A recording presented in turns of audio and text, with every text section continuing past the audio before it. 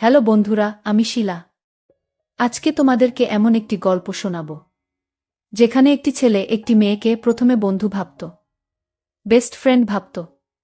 তারপর এই মেয়েটিকে আস্তে আস্তে ভালোবাসতে শুরু করল। মেয়েটি ছেলেটিকে ঠিক বন্ধুই ভাবত, এর চাইতে বেশি কিছু না। কিন্তু ছেলেটি এক পর্যায়ে মেয়েটিকে এমনভাবে ভালোবেসে ফেলেছে যে তার জীবনের চাইতেও বেশি ভালোবেসে ফেলেছে।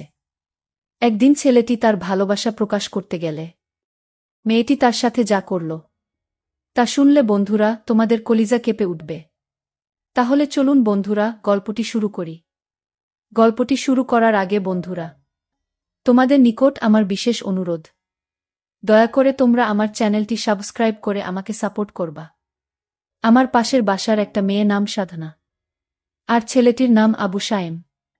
সাধনা আর সায়েম দুজনেই খুব ভালো বন্ধু বলতে পারেন, একজন আর একজনকে ছাড়া চলে না। হঠাৎ করে একদিন সায়েম সাধনাকে মজা করতে করতে বলল, সাধনা, আই লাভ ইউ। ও বলে, শুন সায়েম, আমি তোকে ভালোবাসতে পারবো না, তুই শুধু আমার খুব ভালো বন্ধু। এই কথা বলেই চলে গেল সাধনা। সায়েম তার কথা শুনে হাঁ করে থাকিয়ে রইল।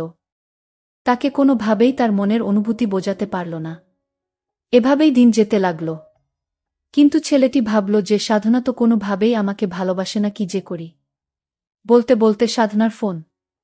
সাধনা বলল, ওই সায়েম, কি করছ? তোর কথাই ভাবতাছি সাধনা। চুপ থাক। সাধনা বলল, ওই সায়েম, খাইছস? সায়েম বলল, না। তুই খাইছ সাধনা? হ্যাঁ খাইছি। তুই এখনই খেয়ে নে, আর মাঠে তাড়াতাড়ি আয়। আচ্ছা, বলেই লাফাতে লাগলাম। সাধনার মনে হয়তো আমার জন্য ভালোবাসা জাগছে। তাড়াতাড়ি খেয়ে গেলাম। গিয়েই বললাম, কিরে সাধনা, হঠাৎ জরুরি তলফ? সামনে আমাদের এক্সাম রে, খুব টেনশনে আছি। কোনো চিন্তা করিস না, ফেইল করলেও তোরে আমি বিয়া করমু। তারপর 2টা ক্রিকেট খেলার টিম বানামু, তোর এক দল, আমার এক দল।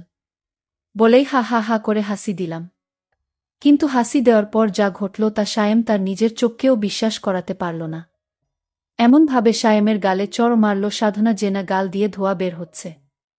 চড়টা মেরেই সাধনা বলা শুরু করল, তোকে বন্ধু করেই জীবনের বড় ভুল করছি। তোর মতো ছোট মনের মানুষকে বন্ধু ভাবাটাই আমার ভুল হয়েছে। আজ থেকে আমাদের বন্ধুত্ব এখানেই শেষ। বলেই চলে গেল সাধনা। আর আমার চোখ দিয়ে বৃষ্টির মতো পানি পড়ছে। কিছুই বুঝতে পারলাম না। খুব খারাপ লাগছে। শেষমেশ বন্ধুত্বটাও শেষ। কেমন জানি স্বপ্ন স্বপ্ন লাগছে। তাও কিছুই করার নেই। অশ্রুভরা চোখ আর বুক ভরা কষ্ট নিয়ে বাসায় চলে গেল সায়েম। এসেই শুয়ে পড়ল। বালিশটাও ভিজে গেছে। পুরানো স্মৃতিগুলো মনে পড়ছে বারবার সায়েমের। প্রতিদিন ওকে ফোন দিয়ে ঘুম পাড়ানো, ঘুম থেকে জাগাতাম। দিনে কমপক্ষে 100 বার ফোন। আর মেসেজ তো আছেই।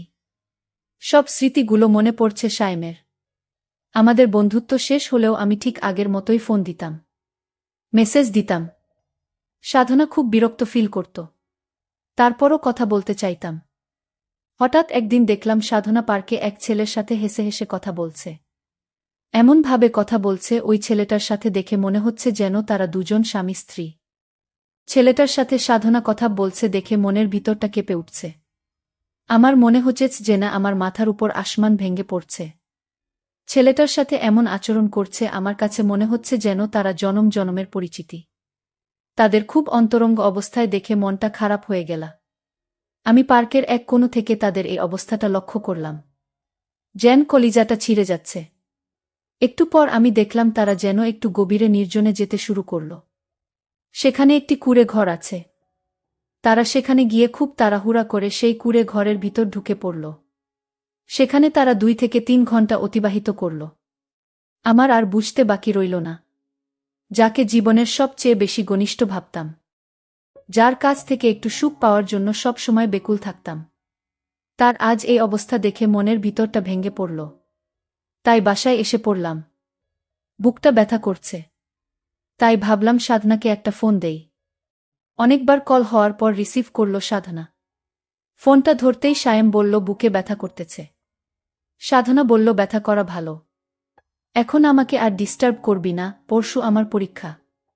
আচ্ছা নাপা খেলে ব্যথা যাবে? হ্যাঁ যাবে। এখন আর ফোন দিস না প্লিজ, কিছুই পড়া হয়নি। কয়টা খাবো? উফ, তোর যতটা খেতে মন চায় খা। প্লিজ সায়েম, আর ডিস্টার্ব করিস না। সায়েম তার সমস্ত আবেগ নিয়ে বলল, সাধনা শেষবারের মতো বল, তুই কি আমায় ভালোবাসিস না? সাধনা বলল না। আর বলল, সায়েম এসব কথার কোনো মানেই হয় না। আমরা জাস্ট ফ্রেন্ড, তোর অনুরোধে কিন্তু এবার ফ্রেন্ড হইছি। তাই যা বলছ ভালো করে বুঝে বলিস। থ্যাঙ্কস সাধনা, রাখি। ওকে রাখ। আর ভবিষ্যৎ যেন এমন কথা আর না শুনি। ওকে, তাহলে এখন রাখি। ফোনটা রাখবে এমন সময় সায়েম বলল, সাধনা একটা কথা বলি। সাধনা বলল, কি বলবি বল। সায়েম অত্যন্ত নরম সুরে বলল, আজ তোকে পার্কে একটা ছেলের সাথে দেখলাম।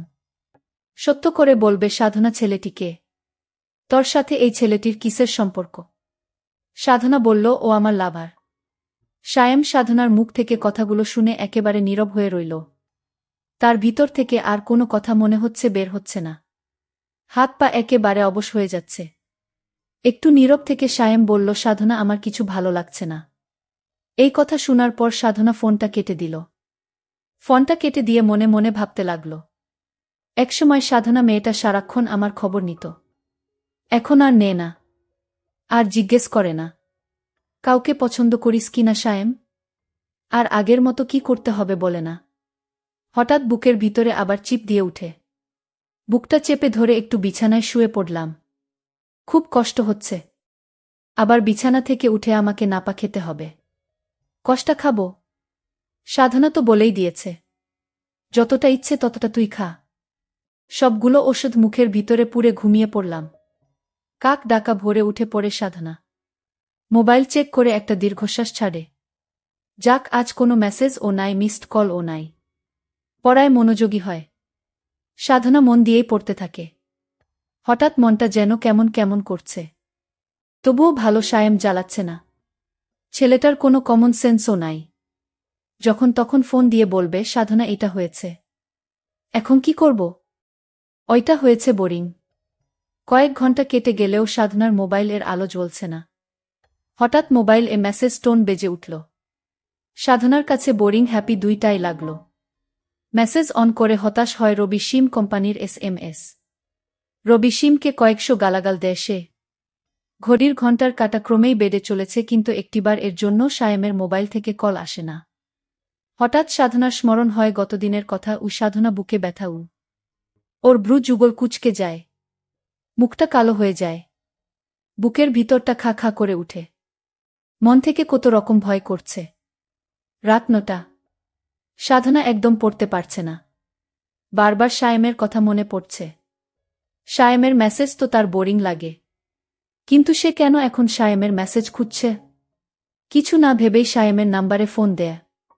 হ্যালো সায়েম, আমি সায়েমের বড় ভাই বলছিলাম। তুমি সাধনা, তাই না? সায়েম তোমার কথা বলেছে, এখন ও বাইরে আছে বন্ধুদের সাথে। পরে ফোন দিও। আপনি এরকম কেঁদে কেঁদে কথা বলছেন কেন? আমার কিন্তু ভয় হচ্ছে। আরে আমাদের বাড়িতে একজন মুরুব্বি মারা গেছে। ওনার জন্য মন খারাপ। আর কাল এক্সাম যেন ভালো হয়। ওকে ভাইজা, সায়েম এলে আমার কথা বলবেন। সাধনা কিছুই বুঝে না সায়েমকে কি সে ভালোবাসে। এক্সামের কথা মনে পড়তেই পড়তে বসে যায় সাধনা। পড়ায় মন না বসলেও জোর করে পড়ছে সে।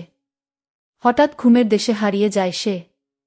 ঘুমের মাঝে কে যেন চিৎকার করছে, সাধনা ভালোবাসিস। কণ্ঠটি পরিচিত, কিন্তু ধরতে পারছে না। হঠাৎ ঘুম ভেঙে যায়। আজ কাক ডাকার আগেই উঠে গেছে। সাধনার চোখে মুখে আতঙ্ক। মোবাইলটা হাতে নিয়ে কোনো মেসেজ নেই, নেই কোনো মিসড কল।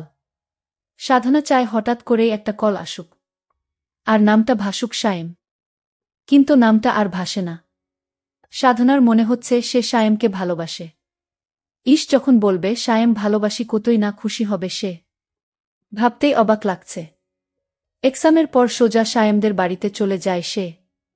সায়েমদের বাড়িতে আগেও এসেছিল, তাই খুব একটা কষ্ট হয়নি।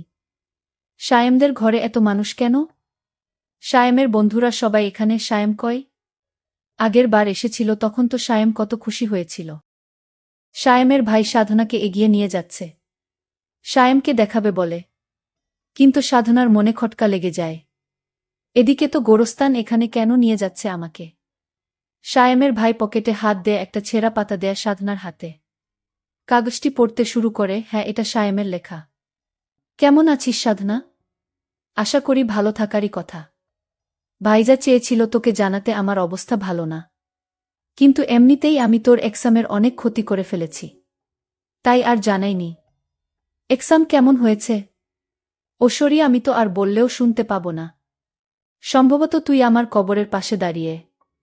জানি না আমাকে কোনোখানে কবর দেওয়া হয়েছে, তবে আমি খুশি হয়েছি এই ভেবে যে আর তোকে ডিস্টার্ব করব না।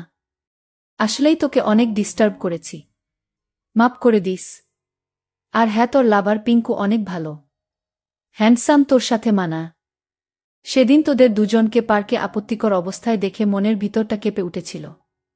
খুব খুশি হয়েছিলাম। আবার পিঙ্কু এবং তুই, তোরা দুজনের উপরেই রাগও হয়েছিলাম। আর ওশরি, তোর এমনেই অনেক টাইম নষ্ট করেছি। সামনে এক্সাম ভালো করে দিস।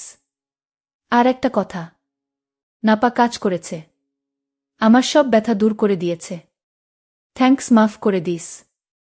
আর একটা কথা, রাগ করিস না সাধনা, আমি তোকে অনেক, আমার জীবনের চাইতেও বেশি ভালোবাসতাম। যতক্ষণ আমার দেহে প্রাণটি ছিল ততক্ষণ শুধু সাধনা সাধনা বলেই আমার শেষ নিঃশ্বাস ত্যাগ করেছিলাম। যাক, সব শেষে তো আমি তোকে যে ভালোবেসে মরতে পেরেছি, এতেই আমার সুখ। সাধনা ভোগে নয়, ত্যাগেই সুখ। ভালো থাকিস। আবার সরি। আর জীবনেও বলবো না ভালোবাসি তোকে। এই কানে ধরেছি। বোরিং বোরিং সাধনা ধপ করেই সায়েমের কবরে বসে পড়ল আর চিৎকার করে কান্না করছে। আর ওর মুখ থেকে বের হচ্ছে, সায়েম, এই সায়েম, ওঠ, একটিবার উঠ, একটিবার দেখ আমি এসেছি। তুই না আমাকে ভালোবাসিস? আমিও তোকে ভালোবাসি রে। ওঠ সায়েম, ওঠ। তুই না 2টা ক্রিকেট টিম বানাবি? আমি রাজি রে। তারপরও তুই ফিরে আয় সায়েম। চিৎকার করে বলছে, ফিরে আয় সায়েম, ফিরে আয়। তোকে খুব ভালোবাসি রে, ফিরে আয়। আর আমি সেদিন পার্কে একটি ছেলের সাথে তোকে দেখানোর জন্য মজা করছিলাম। আসলে আমি এইটুকু পরীক্ষা করতে চেয়েছিলাম যে তুই আমাকে কতটুকু ভালোবাস তা জানার জন্য। আমার ভুল হয়ে গেছে সায়েম, প্লিজ আমাকে ক্ষমা দে সায়েম। তুই আবার আমার কাছে ফিরে আয়, আমি তোকে আমার জীবনের চাইতেও বেশি ভালোবাসব। এই বলে সাধনা কান্নায় মাটিতে লুটিয়ে পড়ল। কিন্তু এখন আর কান্নায় লুটিয়ে পড়লে কি হবে? সময়ের কাজ সময়ে করতে হয়। আসলে সব সময় অভিনয় মানুষকে বিপদগামী করে তোলে। প্রত্যেকটি মানুষকে বোঝা উচিত কখন, কোন সময় কি অভিনয় করতে হবে। কিছু কিছু অভিনয় মানুষের জীবনকে ধ্বংস করে দেয়া। ঠিক তেমনি ঘটেছে সায়েম আর সাধনার জীবনে। সুতরাং আমরা প্রত্যেকটি মানুষকে জীবনের প্রত্যেকটি মুহূর্তে কিছু কিছু কাজ আছে, যেগুলা গুরুত্বপূর্ণ কাজ, যেগুলোতে কখনো কাম খেয়াল করা উচিত নয়। তাহলে বরঞ্চ হিতের চেয়ে বিপরীতে হয় বেশি। মোটকথা, প্রতারণা বা প্রতারণার অভিনয় মানুষকে বেশিরভাগ সময় বিপদগামী করে তোলে। তাই এই ব্যাপারে তোমাদের প্রত্যেককে সচেতন হওয়া উচিত। বন্ধুরা, তোমাদের নিকট আমার একটি ছোট্ট প্রশ্ন। এ গল্প থেকে তোমরা কি শিখতে পারলে? দয়া করে কমেন্ট করে জানাবে। বন্ধুরা, ভিডিওটি যদি ভালো লাগে তাহলে একটি লাইক দিন। আর তোমরা যদি এইরকম ধরনের ইন্টারেস্টিং ভিডিও পেতে চাও, তাহলে দয়া করে আমার চ্যানেলটি সাবস্ক্রাইব করো।